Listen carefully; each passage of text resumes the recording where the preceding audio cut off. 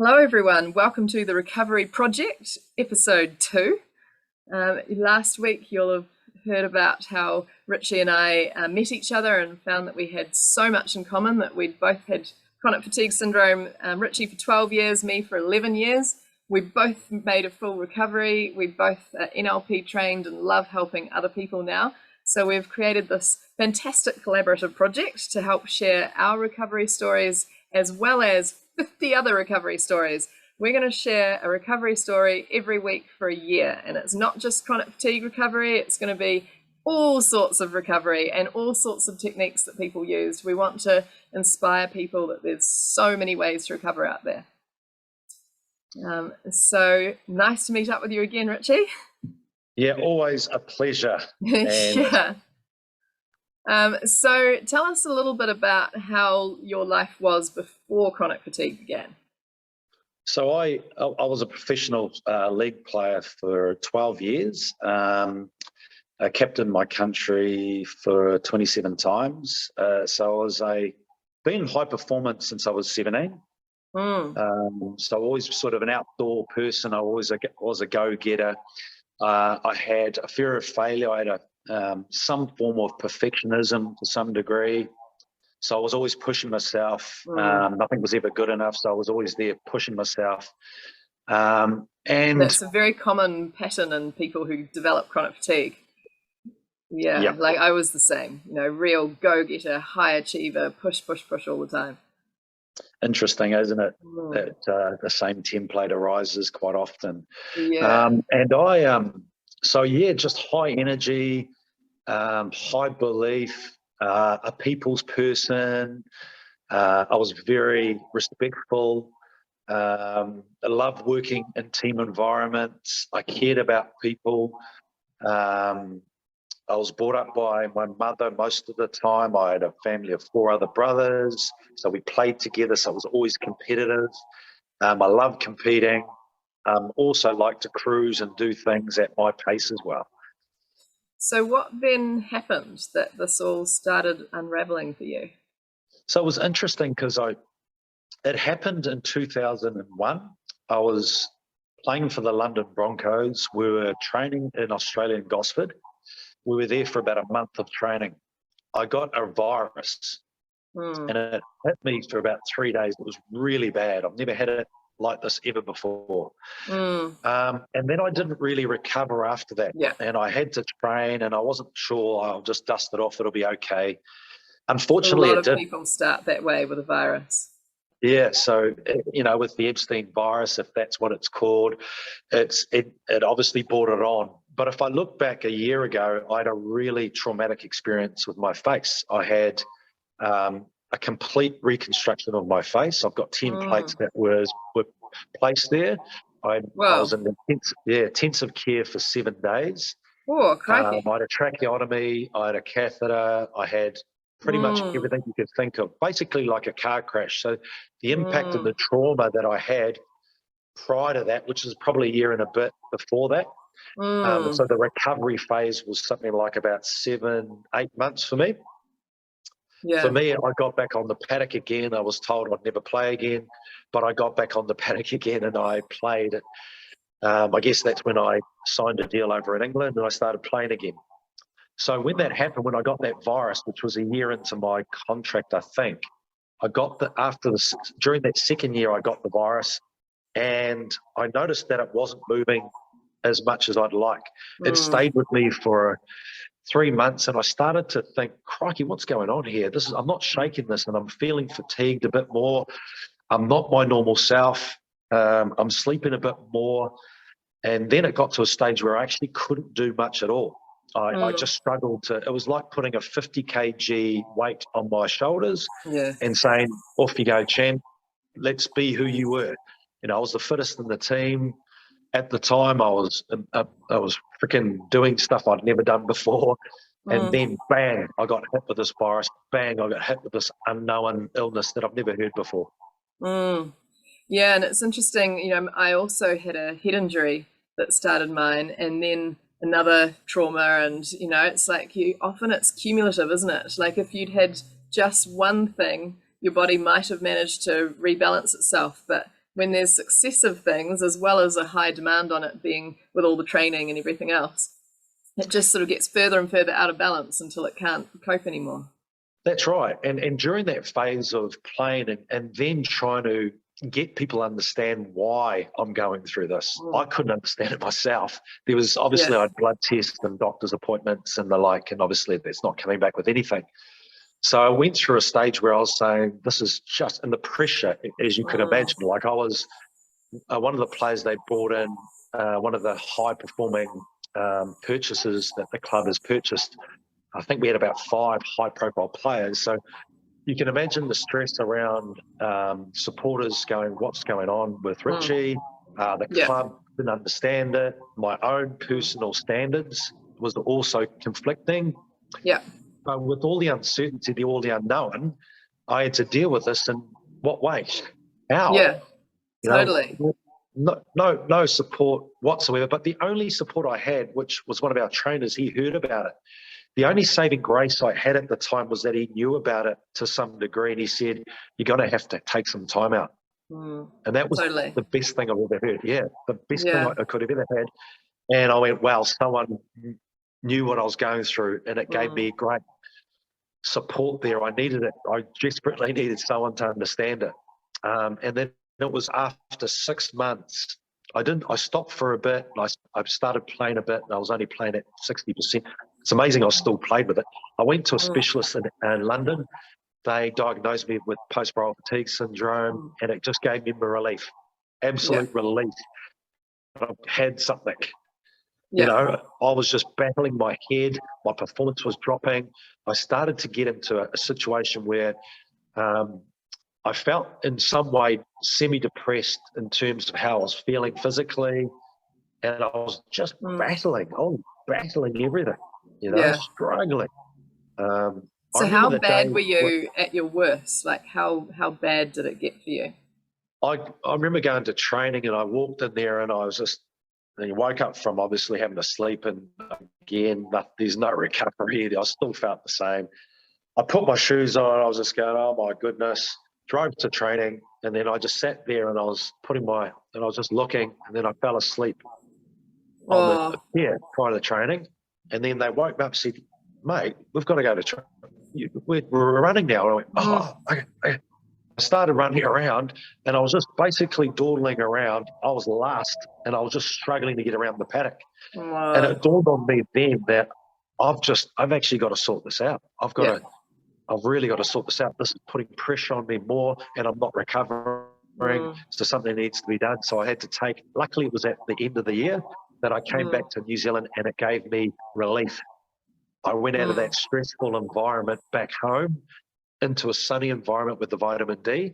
Yeah. I went down to a place that we purchased, which was down in Matarangi, and it was that time where I was with nature, the sun was beating down, and it just gave me that peaceful moment, that de-stressing part of...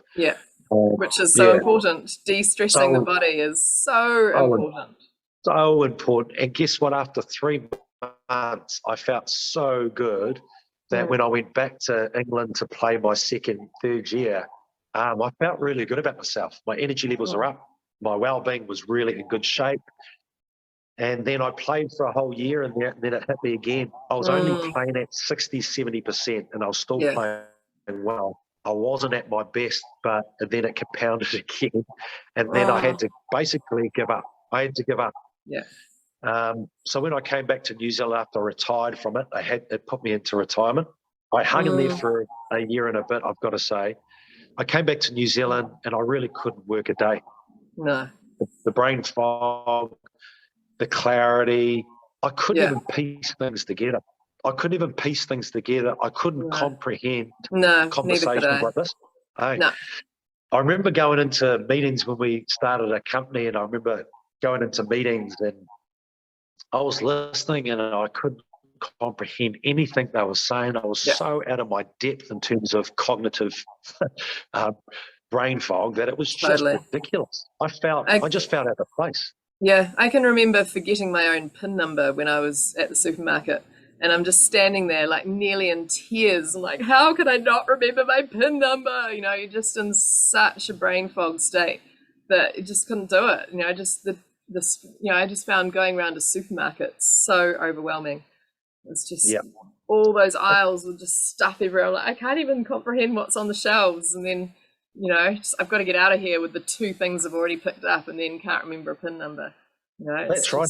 I do, I remember that because I went through so many things where I tried to, what am I going to do next? Luckily we had money and support there. Financial issues weren't that, it was, we were in a good space, which is lucky for me because that's not another stressful moment where it could impact me. But also we had to work, we had to sell a place in Sydney and we're purchasing a place here. So you still have to work. And I couldn't really do much. No. And so I had to go, what am I going to do next?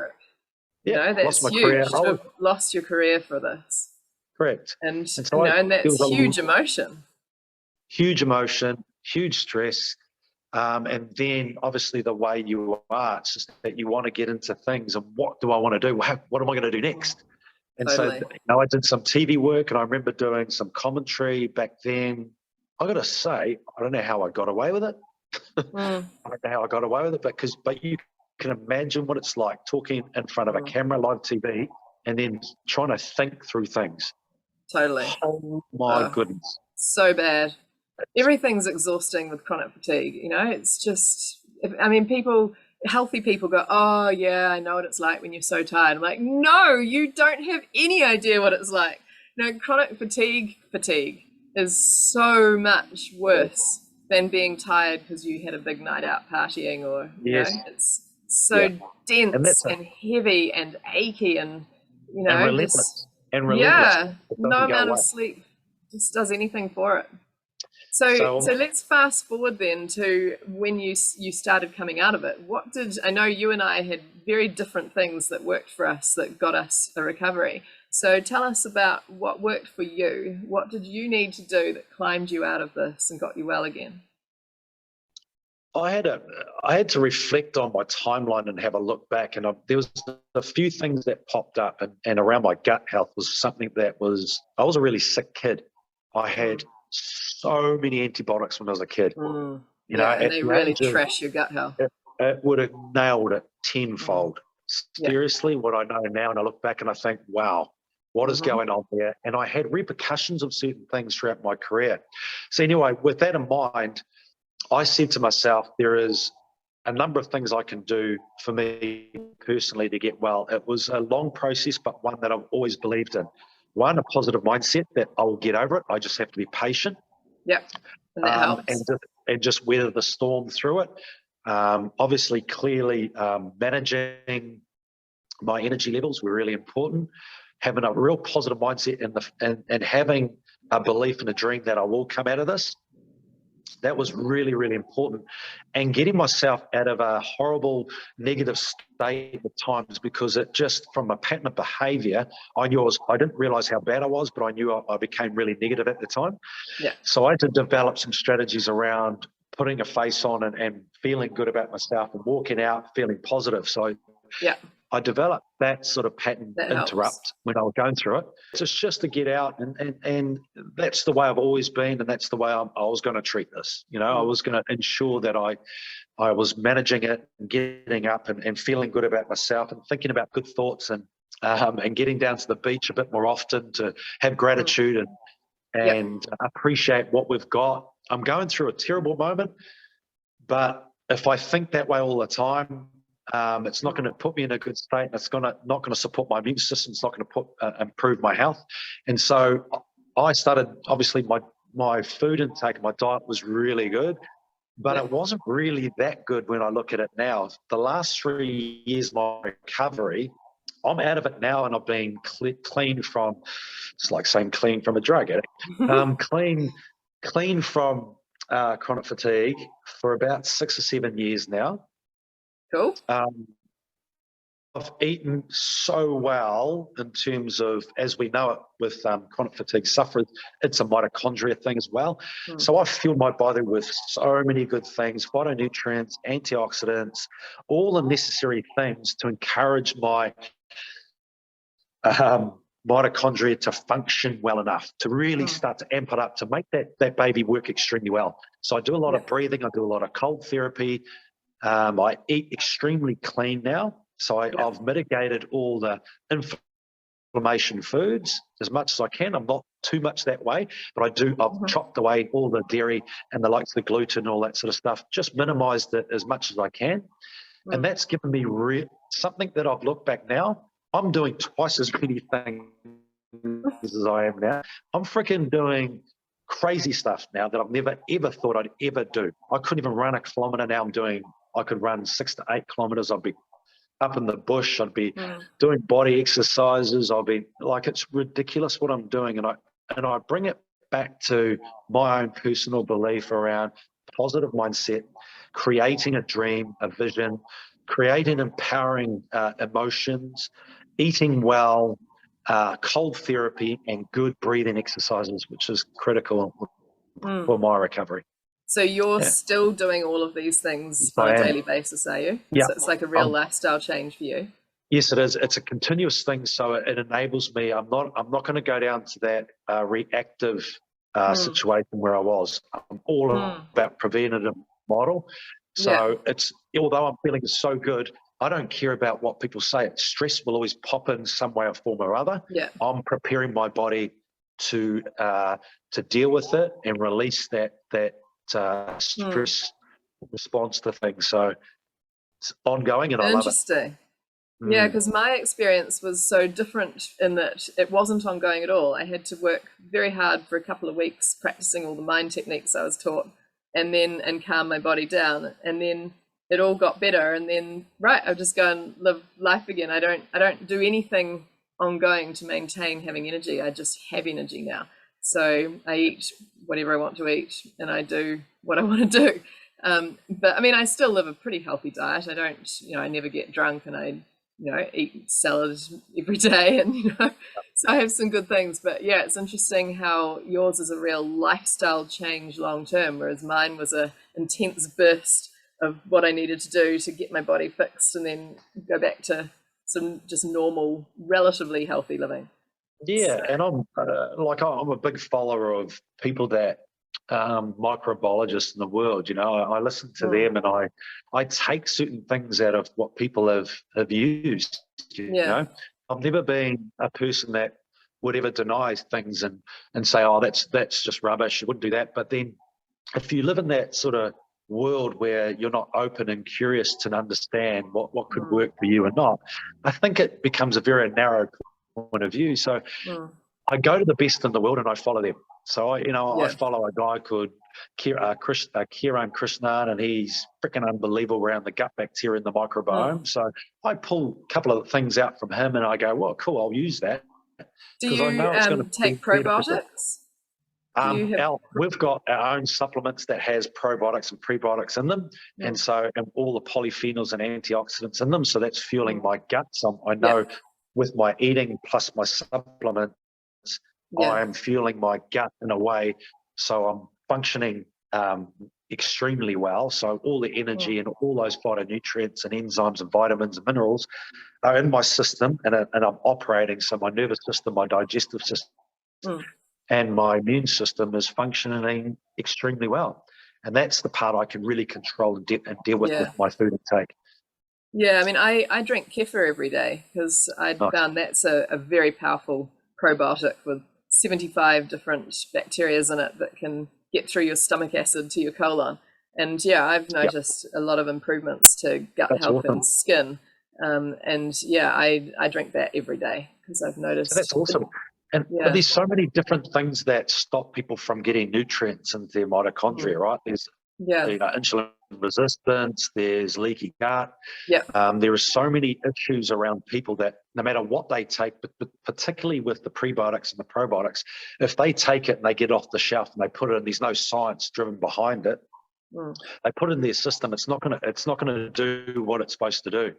From what I hear from the microbiologists, well known, is that if they're not operating well, nothing's going to happen. Nothing's going to work. The system's not going to let you ingest it through the digestive tract and do what it's supposed to do. If someone's listening to this and they think, yeah, I want to try your approach of tidying up my diet and getting into supplements to get my health right, what's your advice to them about how to do that? Do they need to go and see a nutritionist or a herbalist, or can they find this info themselves? What's their path? So ours is the most researched brand in the world. So it's got scientific evidence. I think it's up to 40 studies from universities and hospitals in the world, based on everything that we spoke about today around gut bacteria, polyphenols that we need, antioxidants, reduce oxidative stress, which is probably one of the main causes, right? Which is the cause. So if that helps you, and it may not solve the issues, what it does, it helps you in the right direction, because ultimately our body, mind and body, our gut to brain axis is linked. So from our vagus nerve up to our stomach, and I don't think people realize that our gut bacteria are very strong indicators to how certain things happen.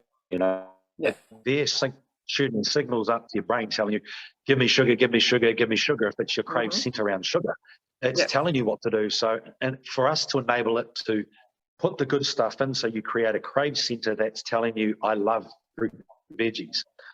I love fruit and veggies. And as we all know, it starts from 0 to 4. If you get that right when you're in early age, ensuring that your crave center is designed to like fruit and veggies, then that's critical. Science tells us that we should eat 5 to 7 fruits and veggies a day. Science tells us to eat 2 fistfuls of omega-3 and 6, but we're just not getting anywhere near that. That's the gap. The gap is the issue. And if we can't get that foundational stuff right in our body, then it becomes a bit of a problem as we go down 5 years, 2, 3, 4, 5, 6, 7, when, things start to pull away. It really is. And I've always been about foundation and it seems basic to me. Really does. Yeah. Cool. So people can find some info about this on your website, can they? Yes. I've got a website called www.richiebarnett.co.nz, and it has information on basically all my stuff, my life coaching, mentoring, and the nutritional products. But they can go on there. Excellent. So we'll put both our websites on the screen, so you can check out Richies for info about mentoring and sort of diet approaches and supplement approaches, and you can look at my website, Empower Therapies, for the more sort of, I do mainly just the mind approaches. I don't have any of the training and diet and supplements and all that. So mine is all very much using the calming techniques and the mind changes. So I wish I had that when I was going through it, just to calm and de-stress. Totally. I really do, and I think it's such an important thing to work in. And I'm seeing, as we all know, I'm seeing so many stress-related issues that people don't understand. It needs to be worked on. It needs to be managed. So well done on what you've done. Absolutely.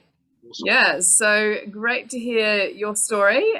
We will be back next week. We've got some really exciting recovery stories coming up. I'm not sure exactly which one we're sharing next week, but we've got Steve Gurney, the 9 times Coast to Coast winner, will be sharing his story, which is awesome. And we've got Mark Stafford, the sports commentator, sharing his cancer story. And we've got one of my young clients, a 13-year-old, sharing her pain recovery story. So we've got some really exciting stories coming up. So looking forward to you all joining us to be inspired with more ways to recover.